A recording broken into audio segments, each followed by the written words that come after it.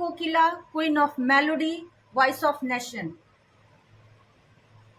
ये कहानी है एक ऐसी लड़की की जिसको अपनी जिंदगी में अपने बचपन को छोड़कर अपने भाई बहनों की परवरिश के लिए समझौता करना पड़ा।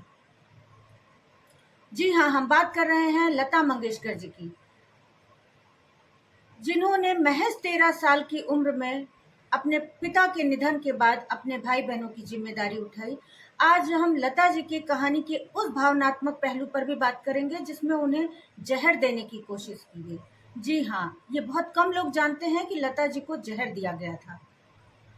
लता जी का जन्म इंदौर में 28 सितंबर 1929 को हुआ था। घर में पिता संगीत से जुड़े थे, तो घर की जो शुरुआती परवरिश के साथ संगीत का माहौल और शिक्षा रही वो घर में उनके पिताजी से रही। पर महज 13 साल की मासूम उम्र में लता जी के पिताजी का निधन हो गया और अपने पीछे छोड़ गए लता जी के लिए उस दुखों के पहाड़ के साथ साथ जिम्मेदारियों का भी पहाड़, जो था आशा मंगेशकर, उषा मंगेशकर, मीना मंगेशकर और हृदयनाथ मंगेशकर का। उनकी जिम्मेदारी थी उनकी परवरिश करना और उनकी देखभाल करना। किसी हद तक इसी कारण लता जी ने अपने व्यक्तिगत जीवन में शादी भी नहीं की। उन्हें अभिनय से सख्त नफरत थी, लेकिन घर को चलाने के लिए उन्होंने इनिशियल डेज में कुछ फिल्मों में भी छोटे मोटे अभिनय किए, पर वो संगीत पर संघर्ष करती रही। वो दौर था मोटी आवाज सुनने का और लता जी की आवाज को सुना नहीं जा रहा था। पर लता जी ने हार नहीं माना और अपने आवाज को बदलने की भी कोशिश नहीं की। फिर वो दौर भी आया कि जब लता जी गाना गाती थी, वो विरह गीत हो तो मानो सुनने वाले के रूह कांप जाए, वो प्रेम गीत हो तो मानो लगे ये तो मेरे ही दिल की बात है, वो देश गीत गाती थी तो करोड़ों लोगों की आंखों में आंसू आ जाते थे।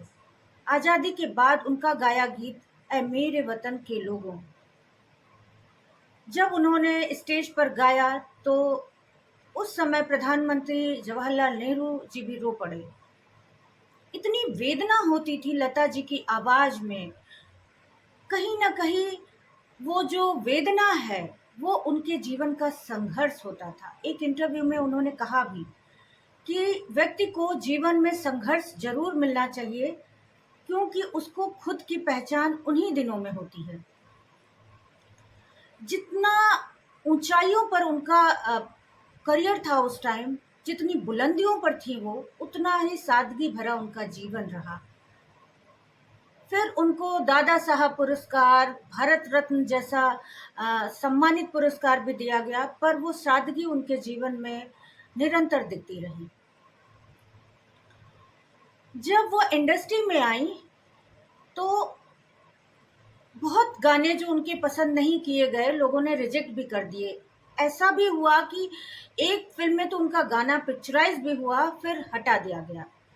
पर उन्होंने हिम्मत नहीं हारी और संघर्ष करती रही अपने भाई बहनों के लिए और अपने स्वयं के लिए। घटना 1962 की है, जब वो 33 वर्ष की थी। एक दिन अचानक उनके मुंह से हरे रंग की उल्टियां होनी शुरू हो गई। डॉक्टर को बुलाया गया। सब परेशान थे कि अचानक से लता जी की तबीयत इतनी कैसे बिगड़ गई।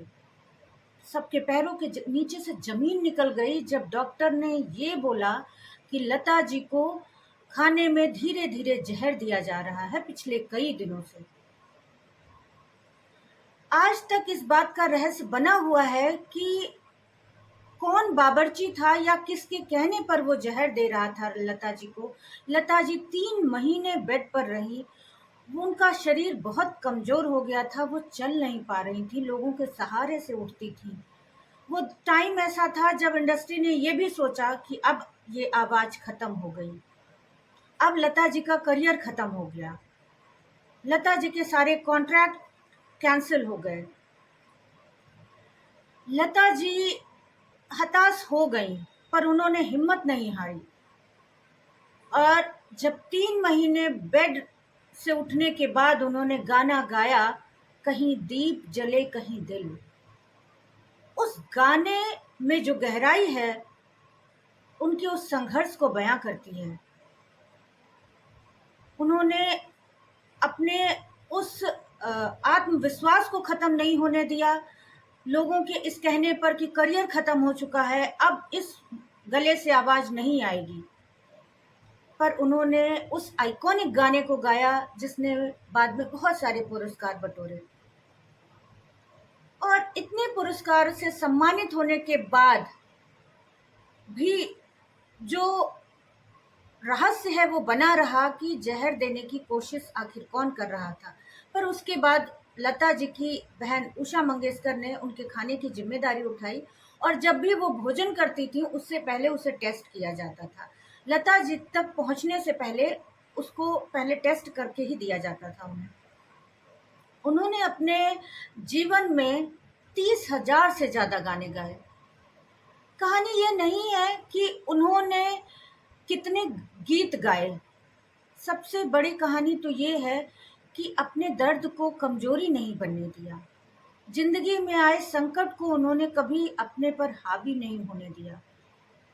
चाहे वो बचपन के उन संघर्षों की बात रही हो जब अपने ही उम्र के अपने भाई बहनों की परवरिश करनी हो, या फिर अपने साथ हो रहे ये कॉन्स्पिरेसी और उन षड्यंत्रों का भी है जिसको वो किसी हद तक जानना चाहती थी, पर उन्होंने उसमें बहुत ज़्यादा जानने की कोशिश नहीं की और वो अपने काम पर फोकस करती रही। एक इंटरव्यू में उन्होंने ये भी कहा कि मैं नहीं चाहती कि अगले जन्म मैं मानव जन्म लूं, और अगर मैं लेती भी हूं तो मैं ये कहूंगी भगवान से कि मुझे लता ना बनाए, क्योंकि जो संघर्ष और जो लता की जिंदगी के जो वो क्षण थे जिसमें उनकी परीक्षाएं ली गई वो बहुत कठिन थे, वो बताना भी बहुत मुश्किल है। पर वो आज इस धरती पर नहीं है, फिर भी उन्होंने अपनी आवाज़ इतने दिलों में जगह कर दी है। आज भी हम उनके गाने सुनते हैं तो हमारे रोंगटे खड़े हो जाते हैं, जीवंत हो जाती है वो चित्र, वो व्यक्तित्व, वो फिल्म जिसमें लता जी की आवाज़ होती थी। लता जी की जो फैन फॉलोइंग थी, लता जी का जो एक उनकी सादगी थी उनके व्यक्तित्व में, उसके कायल थे। वो बड़ी हस्तियां रही हों या जो आम जनता रही हो, सब उनकी सादगी के कायल थे। उनमें से एक मैं भी थी।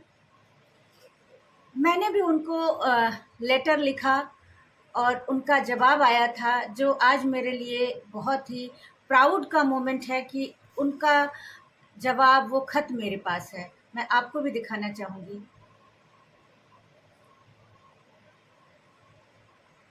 तो ये रहा उस शख्स की ज़िंदगी का वो पहलू जो बहुत कम लोग जानते हैं, और आज सिर्फ वो चकाचौंध, उनकी ख्याति, उनकी प्रसिद्धि सिर्फ वो बाहर लोगों को दिखती है, और उनके पीछे की जो संघर्ष की कहानी है वो बहुत कमतर लोग जानते हैं।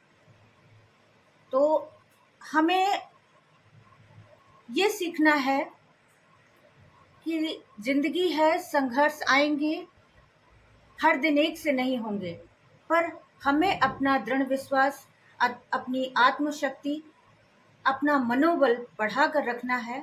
एक दिन आप उससे भी निकल जाएंगे। दिन है, रात होगी, रात है तो दिन भी आएगा। कोई चीज़ निरंतर एक सी नहीं होती है। नमस्कार।